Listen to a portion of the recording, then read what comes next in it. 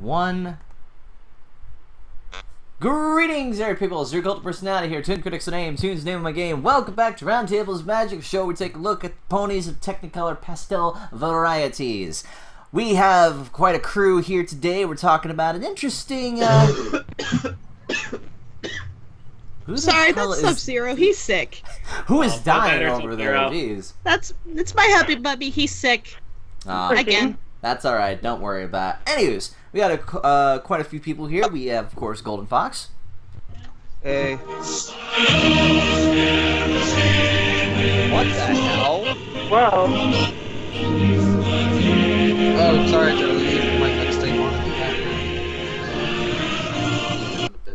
Well, our podcast probably just got copyrighted.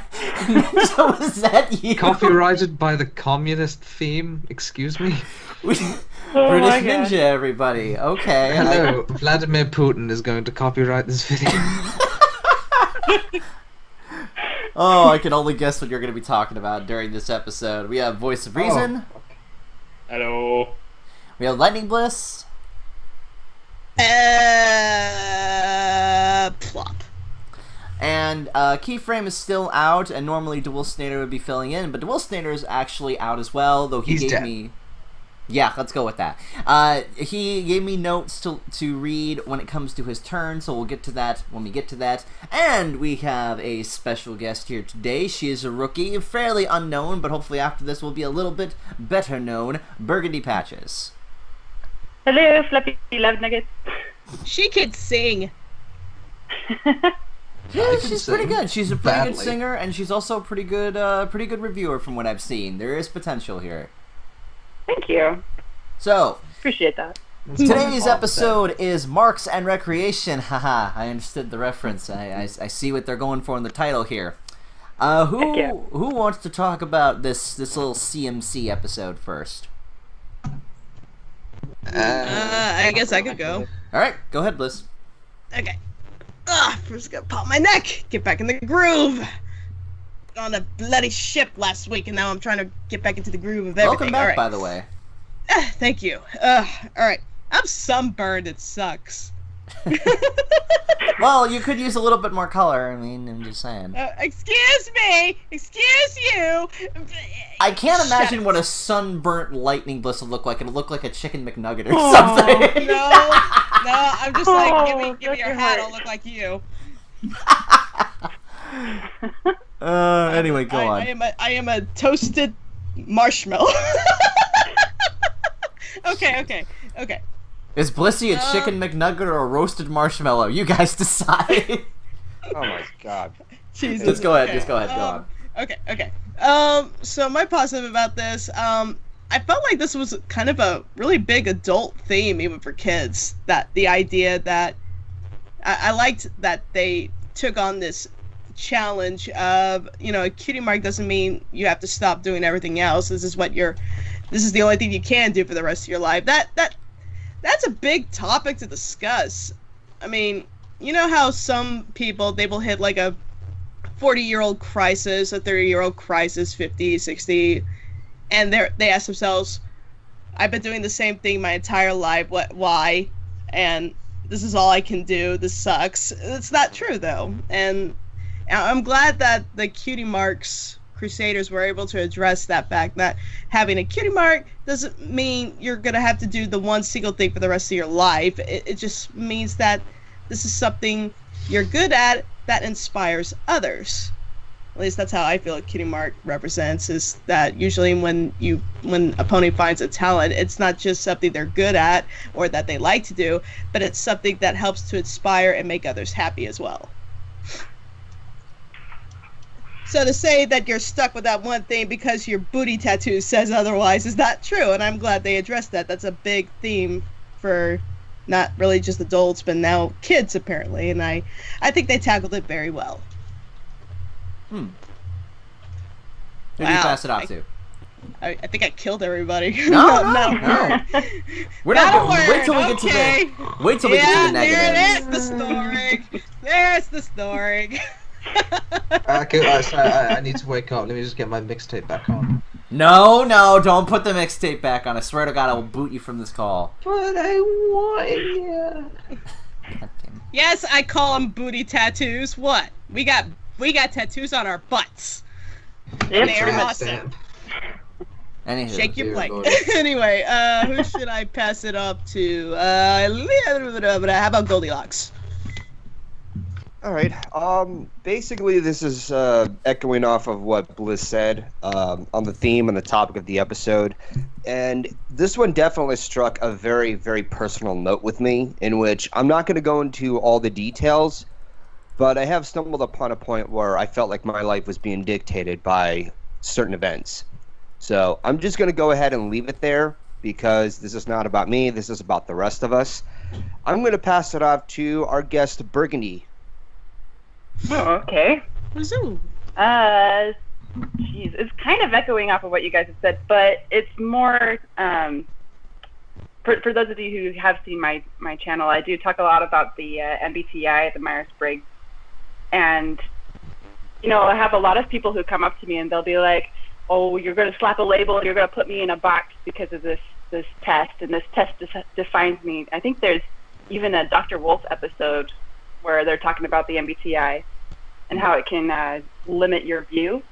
But in actuality, you know, it's more just like the cutie marks. It's more a way to get to know yourself better, to see how you can impact the world. And, you know, it's not just, you're not just limited to that one thing. I mean, you look at Rarity, for example. She's good at finding gems. That's her cutie mark. That's her special gift, but she implements it with fashion. You know, it's totally up to you. Your interpretation is your interpretation. Yeah, I actually wanted to ask you, Burgandy, having two kids yourself, and understanding, I guess, through the parent mindset. How do you think some of the kids were acting in this episode? Could you understand, get a perspective from them since you have kids yourself? Well, sort of. I could actually see Rumble's entire thought process because he actually reminds me a lot of my daughter. But yeah, just catching more of a glimpse on their perspective. I don't know. I'm not sure. It's something that I do every day, so it's not really something I think about a lot anymore, I guess. Well, all right. I was just wanted to see if there was an interesting perspective or not on that. Yeah, I mean, definitely. I really liked how Thunderlane handled Rumble. That I could definitely appreciate. All right. Who do you pass it off to? I'm going to toss it up and pass it to British Ninja. Okay. Okie dokie. So, here's the 411. Let Brother Ninja give you the lay of the land of the most technical, in-depth analysis that will be remembered as one of the best scribes of wording in your entire life. Nah, it's okay. Rumble, my favorite thing about it is the way that they use Rumble as a lens to talk about how stupid cutie marks are in this show.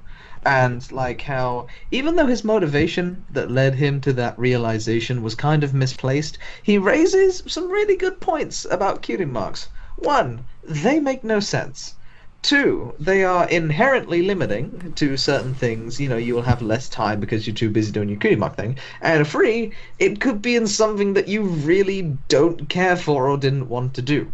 For the case of Trouble Shoes, it pretty much ruined his life for a long time. He wanted to be a rodeo horse, he got good at it, he got a clown cutie mark, and yeah, he was unlucky for a good portion of his life. You know, the more they try and add to cutie marks, the more confusing and blurred the lines get, and I like how this story is just kind of poking fun at it. It's like, geez, we have really jumped off the deep end on this one. How about we just have a character who's like, screw this, I don't want a cutie mark, that sounds lame. That's great. I love it. That's fun. Rumble was cool. I also thought the CMC were pretty cool. Each of them felt different, and they all had their own little moments, like Sweetie Belle just going, I will remain calm. It's special! That was the best part of this episode. That was the most hilarious part. I'm just whoa, wait a second. Yeah, so that was great. I will pass it off to a reasonable voice. Okay, that's sort of thing I liked in this episode. Hasn't been touched on yet. Actually, who hasn't gone yet, other than Golden Fox? Me. Okay, I hope I don't steal your point, but If you talk about Thunder Lane, I will cut you. We'll talk about Thunder Lane.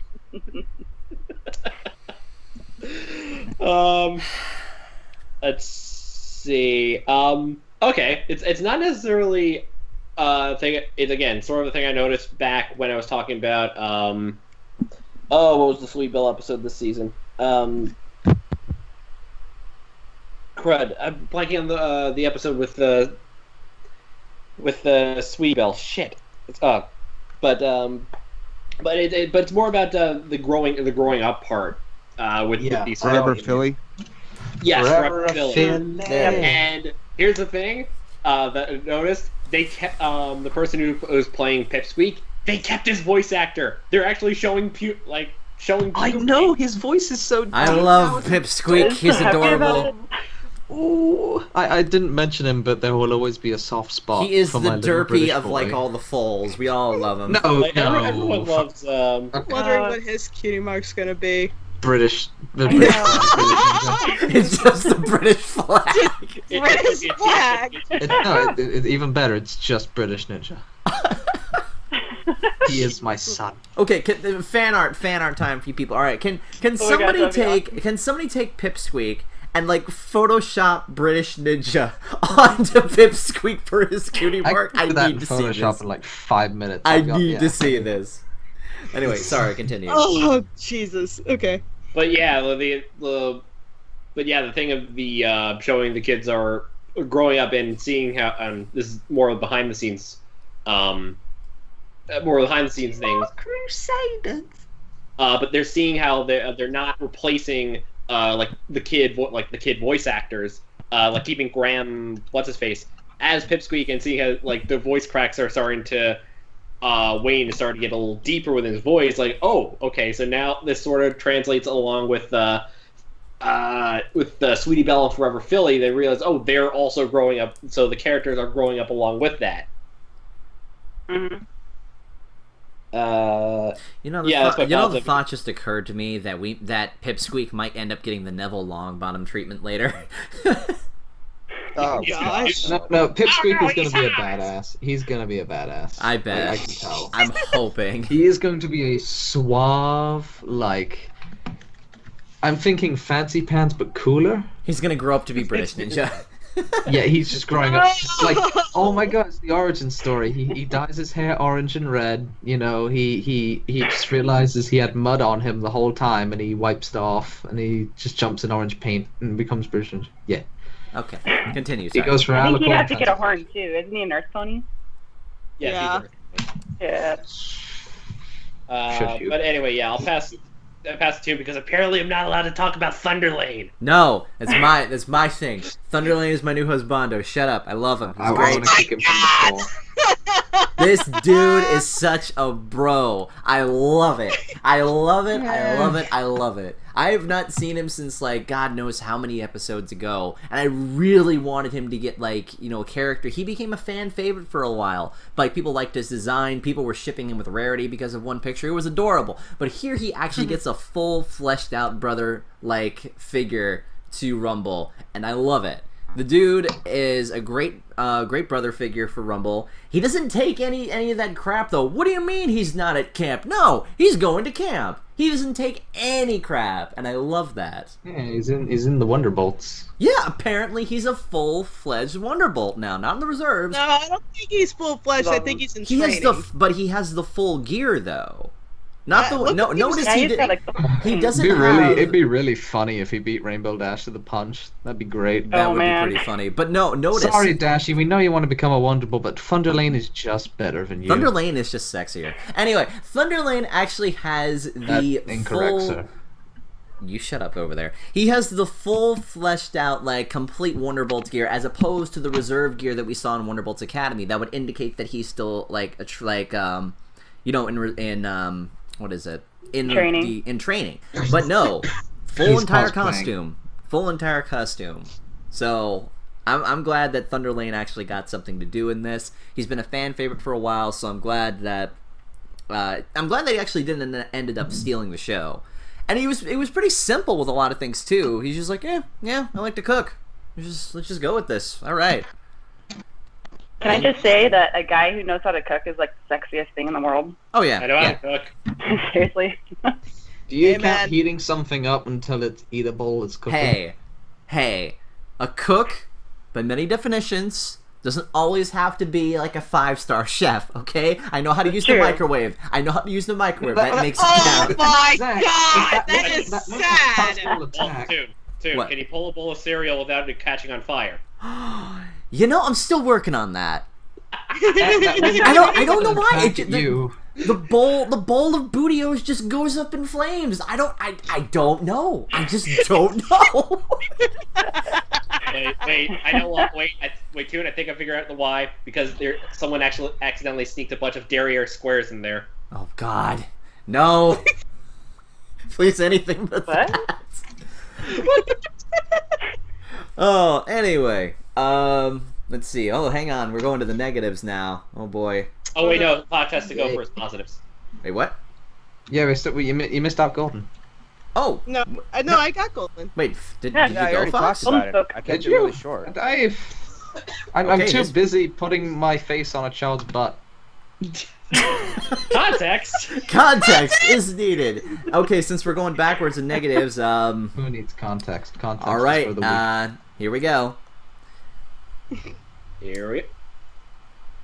I am baffled. Hello. I am I'm truly, baffled. I I'm am British ninja. truly baffled at this situation. So, we got a summer camp. Okay, that's groovy. There's a summer camp for kids, you know, for them to just hang out and do whatever. Okay, that's all fine and good. Where the hell are the counselors?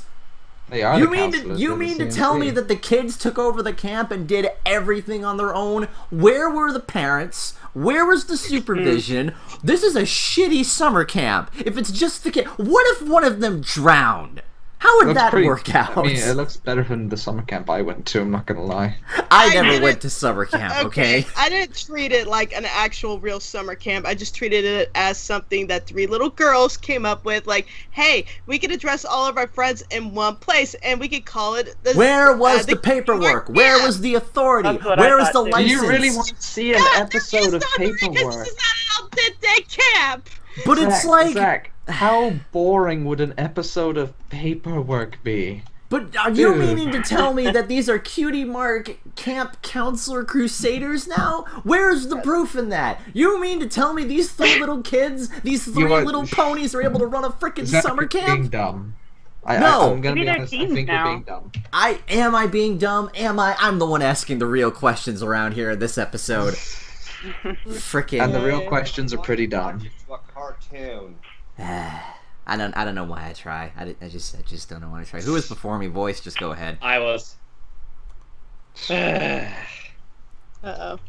I just say I really, really, really, really hate Rumble? Oh boy, here we go. Oh, wow. Here comes the Rumble hate train. No. I'm sorry, I did. Like the fact that, it like, I don't know. I mean, I've seen these kids, kids before where they take no interest in the activities, but the fact that it's more the fact that they disrupt the activities, so it's not fun for anyone. Mm. I mean, he didn't really do that. He just kind of failed his own and then said, okay, I'm not doing this anymore. Like, but no, it's like, and well, I appreciate the whole thing. It's like, oh, he knew what he wanted to do. It's just we didn't have him, like the stuff that we like. Again, this is going on the CNC. It's just the stuff that we had planned for the rest of the group was more of like the simplest attacks, talking about like poetry making, like the horseshoe toss, They etc. were pretty lame. Like, I think the CMC would have had a bit of luck just asking them, hey, what kind of stuff are you interested in? Then springboard from there. I mean, does someone really want a cutie mark in throwing horseshoes? They Yeah, were that just seems pretty lame. but more of that back onto Rumble. The fact that the mentality of seeing someone and saying, okay, like screw the authorities, like, oh, let's have I'm gonna host my own say, oh, I'm gonna have my own camp with blackjack and hookers. Just screw the blackjack. And mutiny. That was a mutiny. I was expecting the Cutie Mark Crusaders to be served up on spit roast or something. We're having marshmallows tonight. And then afterwards it just spits his thought process just spits back in his face. Okay, so we're not gonna. Oh, okay, so what's the plan? Oh, we're not gonna do anything. That doesn't sound fun at all. Way to go on your thought process there, Rumble. No, well, to be fair, yeah, that was a dumb thought process, but at the same time, I would kind of expect this of a kid. Yeah. You know what is smart? You know what kind of thought process that is? That's the equivalent to standing in front of, standing on the highway and standing in front of cars thinking, I'll just make them stop. Spoiler alert, that's not what's gonna happen. No, I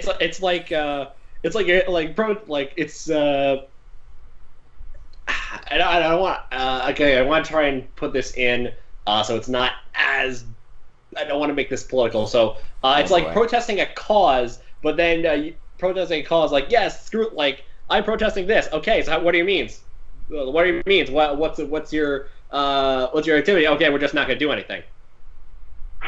Wow, Okay, again, the thought process is this is a child, and this child already knew what he wanted to do and what kind of cutie mark he wanted to get, but he was too scared to do anything else because he didn't want to get a cutie mark. It's something he didn't want. So his thought process is not to do any of the activities the CMC were doing or offering. And when his eldest brother tells him, no, you're still going to camp though, it was like, well, shoot, if I can't avoid these activities, then I'll just create a mutiny so I don't have to do them and everybody will join my camp. So he was basically avoiding the problem by setting all this up. That will be my negative. Is not really this though. My negative is more pointed at the fact of how selfish it is. But it's not my turn yet. So. All right. So then pass back to Ninja then. Okie dokie. Here is the deal with making an analogy that's meant to have a real world parallel. Say cutie marks and having a job.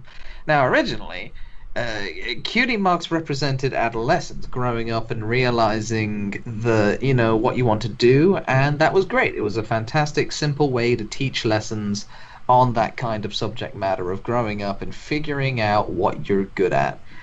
The problem with a real-world parallel is when you set rules for the fantasy version that do not exist in the real-world version. For existence, if I was to get a job at something and I do that and I get bored, I can leave that job and go do something else.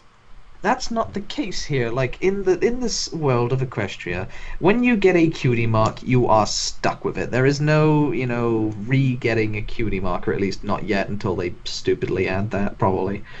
And it just feels like this episode's moral would only work in this universe.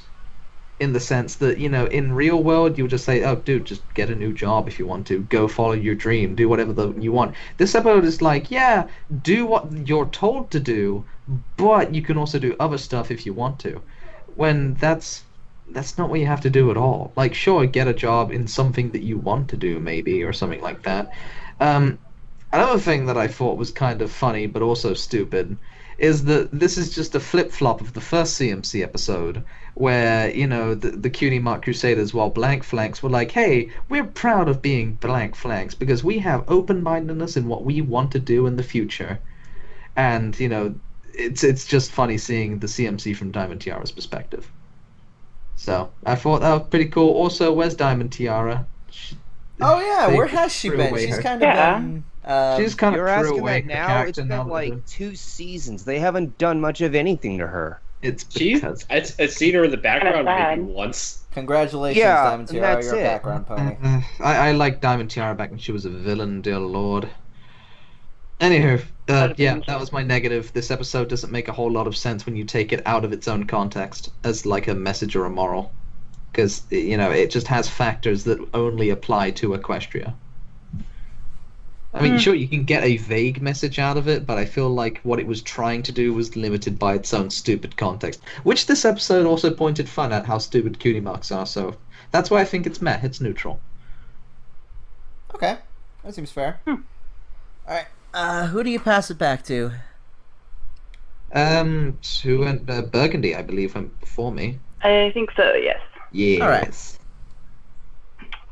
Okay, so my negative is going to be a little superficial, I'm going to say. Just because I don't take this too seriously as a kid's show, I'm sorry. But the one thing that I had a really huge issue with was the haikus. They drove me up a freaking wall. I thought they were kind of funny. I chuckled like a cuckle. Well, honestly, I mean, I have read haikus before, and I guess they just sound different in my head or something like that. So I haven't had a problem before, but hearing them spoken out loud, maybe it was just the voice actress or something, but every time she popped out a haiku, I was like sitting there wincing and wanting to plug my ears. I was like, no, that doesn't sound right. Or maybe I'm just OCD and need everything to rhyme. I don't know.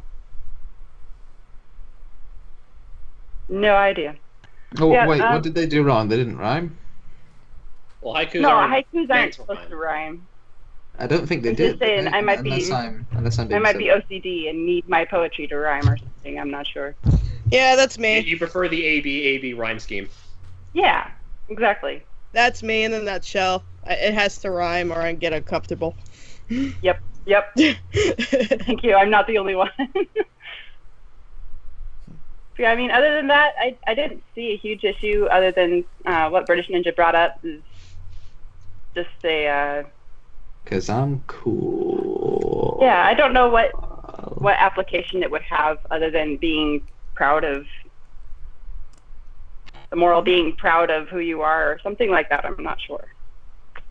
I don't even think it's that. I think the moral is that you shouldn't be afraid to try other things, even if it's something you fear you may not like doing. It's good to try new things. It doesn't mean once you settle with something you think you like, it doesn't mean you can't do other things. But it's a difficult topic because these are pastel ponies. They get a booty mark after accomplishing something.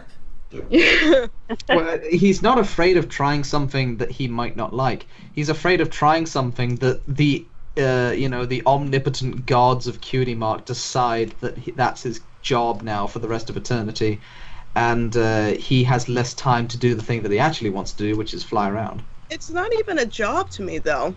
I mean, from what I gather, a Cutie Mark is something that you achieve, that it's not something that you're necessarily good at, but it also helps to inspire and make the world a better place around you. Yeah. Even so, like we've established, like in previous episodes, hell, the first episode that talked about cutie marks, that with Shirley, her mark is a bunch of flowers with smiling faces on it. It doesn't mean she likes flowers, like she really enjoys flowers. No, she likes seeing, like, again, interpreting more abstractly, that she likes seeing things grow, and with the smiling faces, she interpreted, the best way to do that is become a school teacher. And that's really good if you've got, like, smiley faces, but then you have uber-specific ones, like troubleshoes, that just throw a horrible wrench into the situation. Oh, yeah. Either that or, what's his face? Quills and Sofa guy. Yeah. Like, what? Do you think Quills and Sofa guy wanted to sell quills and sofas when he was young? That would be just the most boring cutie mark of all time, in my opinion. If I may, and this may sound like it's a bit of a cop-out, but the way I see cutie marks and how it works is that I think it's supposed to be vague, and that I think it's supposed to be somewhat misunderstanding in some way, because everybody has their own iterations on how they feel about themselves, such as with Miss Cheerly implying that based on her marks revolving around a set of flowers, some people could assume that, she could be a gardener, but implying that she likes to watch people grow, it's a much more poetic sense, whereas some people could take things in life to a literal sense. And depending on their own personal identity and their own interpretation of life, would also define their help their cutie marks define that in their own personal way. Problem is that those are old cutie marks. Like, if you think about it, like, cutie marks made the massive change when Lauren left the show, and cutie marks became less about showing adolescence and more about the thing you're good at. That was already I haven't there. noticed that change, but it might be there. No, I'm gonna have to look back and watch I them. noticed the change. Like, past season 3 onwards became more about not the moral around the cutie mark per se. It's more about, like, if when you get your cutie mark, which is decided before you even know what you want to do, and then when you get it, you have a vague understanding, but you not really, because troubleshoots, which, you know. Point being, it circles back around to mine. Cutie marks are stupid, and this episode makes fun of the fact that cutie marks are stupid. That's why I think it's neutral. No. They should have just kept cutie marks simple and straightforward, but nope, they had to keep adding and adding and adding and adding. Well, see, that's the thing. In G1, they did keep it simple. I don't know, yeah, G1 was pretty cool. Well, to be fair, it didn't mean G1 didn't even have a moral or ethics or abstraction or whatever on the roll-up of cutie mark in G1. They just had them. And the lesson of today, kids, is portion control. Don't add too much. Add enough so you have a flavorable meal, but do not add too much, or else you're just gonna throw up and it's gonna stink, and your mom's gonna be very disappointed. Oh. That's who I am. I am Cutie Marks' mother, and I'm just tapping my toes. Oh boy. Ooh, gonna get the belt later, Cutie Marks. You watch me. Right. I think Goldie was before me. All right. So, for my negative, well, this is a bit of a complaint that I have that's more of just outside of not just this episode, but it's something which Joey was talking about and a few other people were talking about, in which I can defend like this kind of complaint to an extent where I'm not going to look down or demonize anybody for using this complaint, but it's a complaint that I think is small potatoes, and I can have a counter argument about. Basically, the complaint that I've been hearing about this episode is that everybody else is easily listening to everybody else or someone else being sheep and being stupid. This has been talked about in Daring Done, and it's been talked about in a few other episodes in which I'm pretty sure some people would bring up. I have something to argue against that. That's life. People will listen and will believe anything they are told.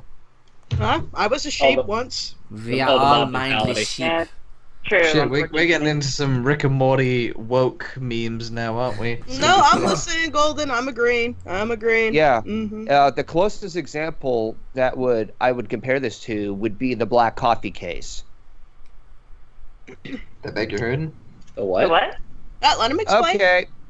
I'm going to try to keep this as short as possible. So long story short, in the 90s, there was a misinformative campaign where an old lady sued McDonald's because she spilled hot coffee on herself. Oh, I remember And that. most people think that okay. it was a petty reason. The actual reason was that the coffee was so hot, she got third-degree burns between her legs. And she wanted McDonald's to help repair for the damage because they were serving coffee at 190 degrees. Now, most of you would think, well, it's hot coffee, but 190 degrees is way too hot and rather dangerous. And this became a huge issue to the point where McDonald's actually lost the case, but they made a misinformative campaign to demonize the old lady. Ah. Well, that's McDonald's entire shtick. People And guess hate what? them because they're terrible. People and ate it up. People believed it. People actually thought it was a stupid thing, saying that, oh, wow, this old lady is stupid. They bought it. They believed it. Funny enough, And not there's actually looking at the full story. There's a really good Digibrony video called a video series, I should say, called The Asterisk Wars. And there's a piece on McDonald's in there where he talks about how McDonald's is fast food. People know it's not healthy, people know it's not good, and the people know that they're scumbags, but it's quick and they know it tastes like okay food, so they're willing to just, look past some things in order to get the bargain bin because they know it's bad for them, but they still buy it. It's easy. And you know what? That's okay. That's their choice. I'm not going to bash people for choosing to eat what they want. I choose not to because I have enough problems without adding to fake food being in my system.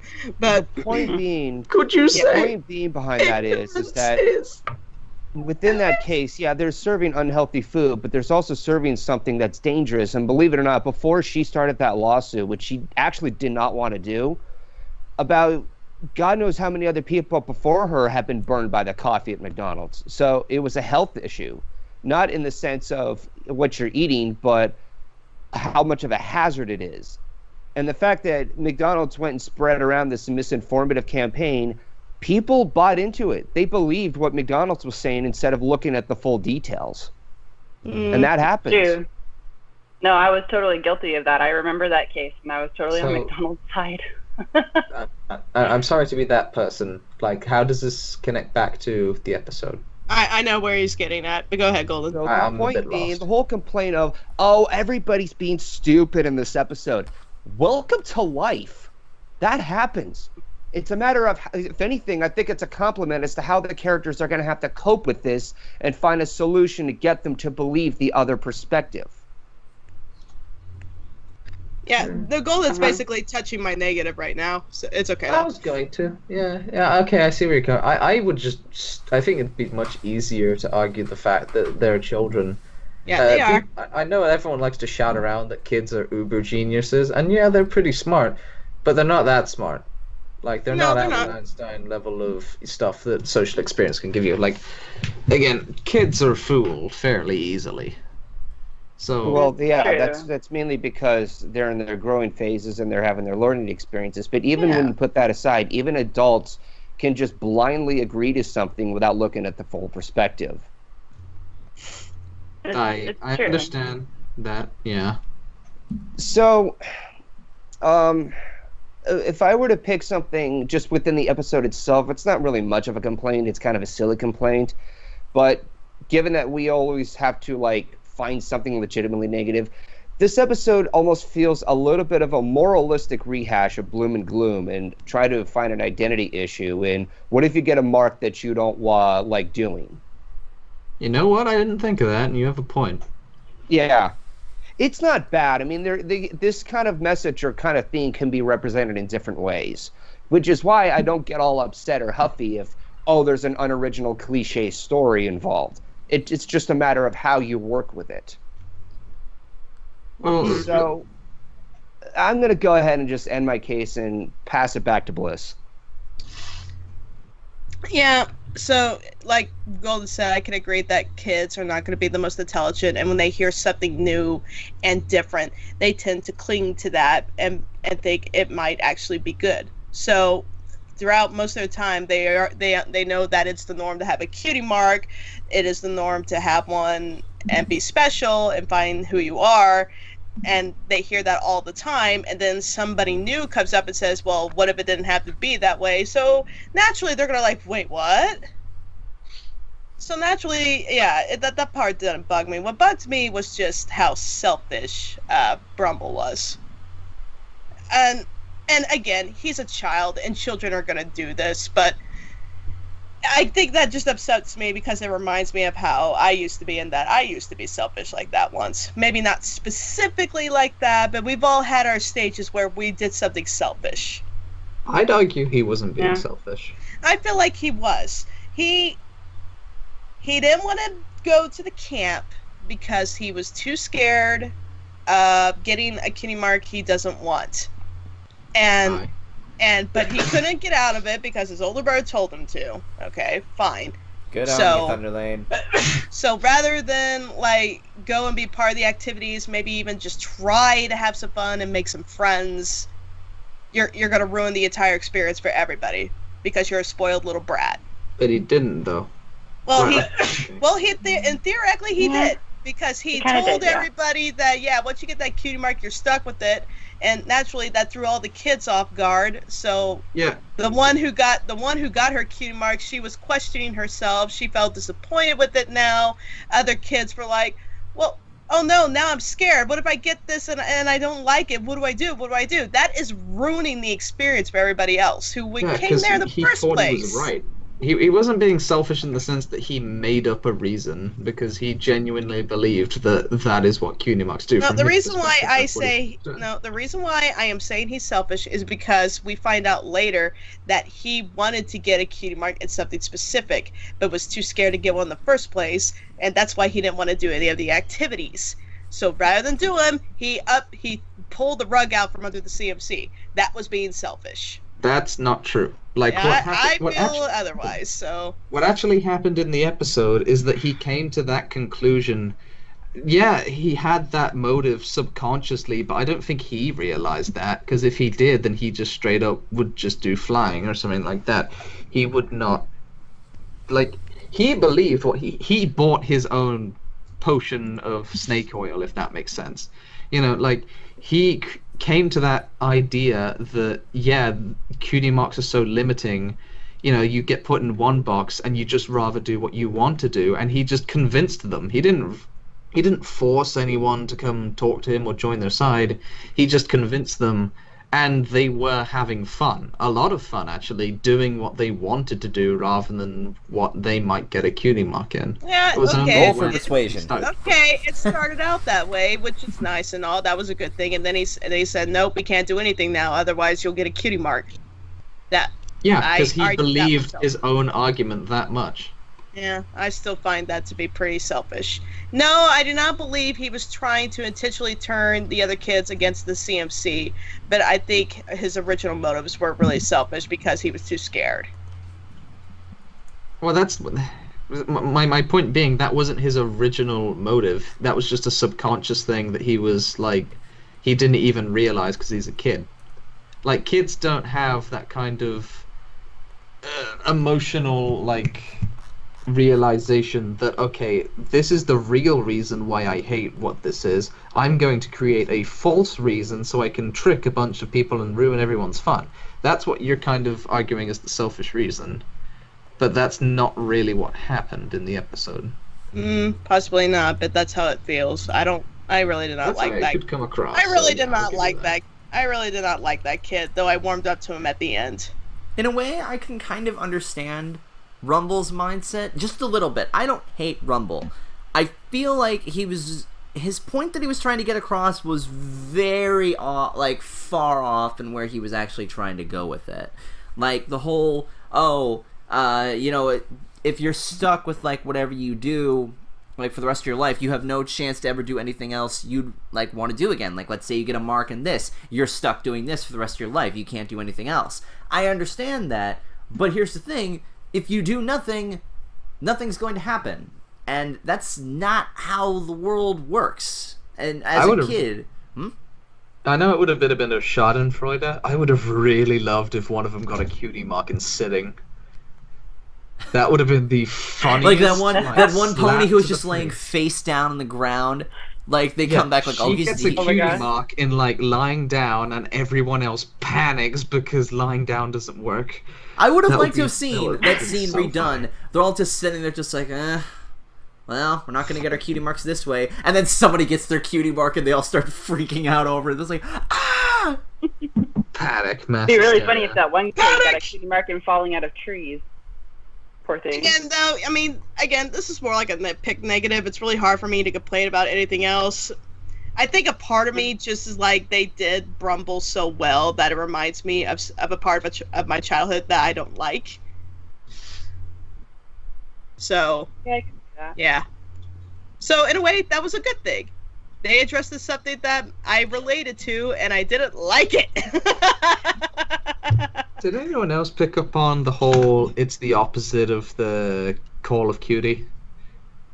Call of the cutie? What? Yeah, the first CMC episode where the CMC, pretty much the high point of the episode is where Scootaloo comes out from the table and she's like, we don't care if she doesn't have a cutie mark, Stop pressuring us to get cutie marks because you're locked into doing that, and she has a number of things she could do. That was the quote-unquote moral high point of the episode, and here it's being treated as a negative, which I just find interesting. I like to paint circles. Good on you. By the way, good on you. You keep drawing terrible. those circles. Can I just say, after doing a couple of episodes of classes of life drawing, she sucks at drawing circles. Yes. Like, she is awful. And that's why she didn't get a cutie mark in artwork. Yeah, thank God. Well, I bet if she practiced drawing those circles, she would get a circle cutie mark. It'd be Either cool. that or she just becomes a tracer. Anyways. Oh! No. Yes, Overwatch mains are terrible. I'm not even touching that one. I know what he's talking about. I'm not even touching it. But anyways, are we at the end here? I think so. Yeah, I think so. Memes. Alright, let's get to the memes. Alright, so this week's... what? Oh, yeah, I was today, just making a general statement. Exciting. Memes are cool. Sorry, I didn't mean Hey, to. Zach. Go ahead. What's up? Okay, so apparently I can't I suggested the chat that I could post a link to a video that explains it. It is from an episode of Adam Ruins Everything where he explains the hot coffee case. If it's doable, maybe we can post this link in the description once it's uploaded on YouTube. Yeah, we can. Okay, Yes, if anybody's wondering what the whole Nightbot thing is, blame Calcos for that. Yeah. Hey guys. Hey! Hey, what's up? What's up? Hi, T. It's Will. Hi guys, I'm TheLTrain. Howdy, howdy, howdy. Ha, ha, ha. I like acting, and I don't like vegetables. Oh, God. Will Guys. you? Does he really not eat his vegetables? Let Sorry, Key talk, but- guys. Let Key talk. No, this is just this is a question that I'm going to give to the people in the chat and in the YouTube comments, because I've been overhearing, and I haven't watched the episode, mind you, but I've been overhearing this, and this is a topic for a video I've wanted to do for a while. What if there was a character in the show that was an adult blank flank because they were a jack of all trades, master of none? How do you think the show would handle that kind of story, and how would you want to handle that kind of story? Wow. Because personally, I've met so many people in my life that is that kind of jack of all trades trope, where they can do so many things very adequately, but they never really have that one thing, you know? So basically the Gabby of the group. Yeah, kind of, but without the whole super positive, annoying thing, you know. But like, because the thing is, the thing is about Gabby is that she was exemplarily good, exceptionally good at everything. But I want one who's just good enough, a nice C grade person, you know, who can. Please tell me his name would be called something like Even Steven. Like, I would love that. You know what? It would be like a normal Norman from the old Equestria Girls memes, but like, Wow. but it's just like, you know, carry a tune, but not a Mariah Carey. Can draw adequately, but not you know, a Michelangelo. How would you pick? Because cutie marks in the whole lore and personal subject of them has been a topic of the show since they brought up cutie mark magic, and even with the CMC. I would like to hear what the chat has to say about it and what the YouTube comments has to say about it. I'm not coming back to Roundtable soon, but the question's been racking in my head, and I would really like to see what. Keyframe. What? If they have made it this far in the Roundtable podcast, what should they type? Oh my goodness, I haven't done this in so long. Can I do it? Can I? Yeah. Go for it, lassie. If you've made it this far, I want you to comment Rumble X Apple Bloom OTP. Yeah. Oh. Again, I haven't watched the episode, but I've seen designs of Rumble, and I'm like, yeah, he looks like the perfect fuck boy for Apple Bloom. Rumble looks like a Chad. He's gonna be a Chad when He's he grows gonna up. Think about every country bumpkin person you've ever met. I've mostly met this with people from Kentucky. They're usually kind little Southern girls, and then they meet the fuck boy. For some reason, they want to be with the fuckboy. Blissy is an exception because she went with a very respectable gentleman. I know, Laura's is a German fuckboy.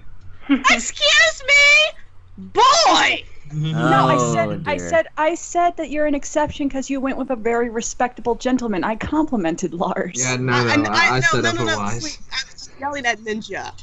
Oh, okay. But yeah, so that was the appearance of Keyframe. Goodbye, everyone. I miss Bye, you. Keyframe. We miss you too. We love you. And sometimes And that was a I moment still with hear Keyframe. her voice. Okay. It's as if she's never there. All right. So You're not gonna be here in a hashtag second. Goldblum. All right. So we get to the Roundtable meme face. So this week's Roundtable meme face comes to us from Sketch Media. Where will you be when the acid kicks in? I particularly liked this caption. However, Voice of Reason submitted a last-minute one, which I thought was also funny. Wait, where's the other picture? I'm about to post it. No, the other picture is in like the other meme face that we had. Hmm? I recall I found a better picture and we're like, okay, let's go with that one instead. Oh, I guess I didn't well. go with that one. My bad. So Voice actually came up with a secondary one where Fluttershy is like, Twilight, and Twilight's like, I can see the future. I can see the future. Now, let me swap this back down. So now, your challenge for this week is to come up with the expression for this face. I found here it is. I'm putting it in Skype. I found this face to be quite interesting because I think, there's plenty of good captions in this one. Those are the fuck me eyes. That is a bedroom glance if I ever saw one. Ooh, boy. Or you can come thundering down my lane any day. All right, so here's what. Oh. There's a reason why You women are find men a look bad sexy. person. I got a really bad one for that, but Oh, it's really God. inappropriate. Go for it anyway. Why not? I purposely dropped the soap at the Wonderful showers. Oh! Oh! That's great. Dear. You All know, right. I do sometimes question why I do this show. N17 or X-rated. Am I Okay. wasted here? I could be doing so much. I could be asleep right So now. here's what That'd you be can do, cool. guys. I'm gonna put this picture up on my Twitter. You're gonna go to Twitter and you're going to reply to the picture with the picture in it, including your best or funny subtitle in it, and tag it with hashtag Roundtable Meme Face. We will pick out a winner for the next episode, which will be, of course, next week. And I think Like swallow fire. You guys remember funny memes? I remember funny memes. Oh, you mean like that boy? jeez. Like, Anyways, what? thank you guys for turning out for this week's edition of Roundtable. Go ahead and give Burgandy Patches some love. I leave a link to her Yes. YouTube and DA in the description below. And with that, hope you all have a good rest of your week. And we will see you all in the next episode.